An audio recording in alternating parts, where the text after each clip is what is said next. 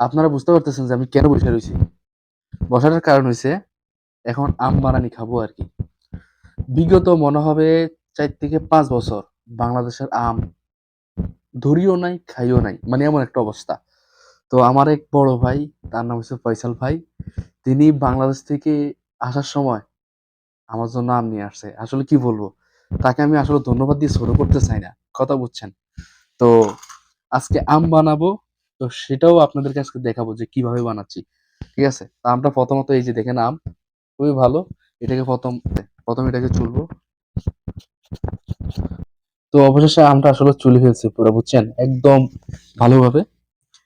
তো এটাকে এখন কিছু করব। ওকে? তবে আরেকটা জিনিস আপনাদেরকে দেখাই। এই যে এটা কিন্তু খুবই পাতলা। তাও এইটার মাধ্যমে। আমার মনে হয় না যে দা দিয়ে আপনি এইভাবে পাতলা করে কাটতে পারবেন। তো আপনারাও এটা দিয়ে ট্রাই করবেন কিন্তু। এটা দিয়ে সত্যি অনেক সুন্দর হয়। খুবই ভালোভাবে পাতলা হচ্ছে আরকি।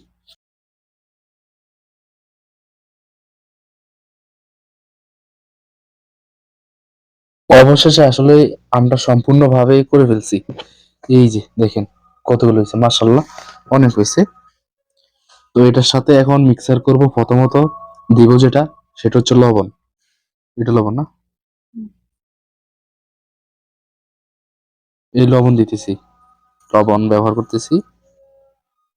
এই যতটুকু প্রয়োজন স্বাদ এর চেয়ে বেশির প্রয়োজন নাই। লবণ।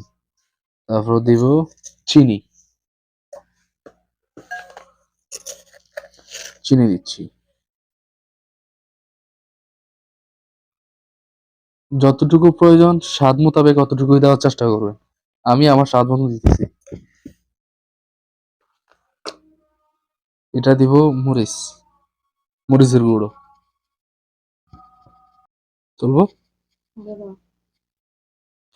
এখন এই চামচ দিয়ে নাড়াবো। কারণ আমি হাত দিয়া নাড়া দিই না কারণ আমার হাতটা জ্বলবো।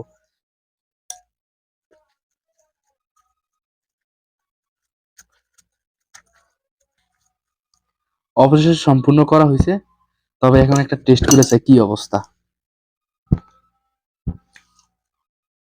আহ সেই টেস্ট।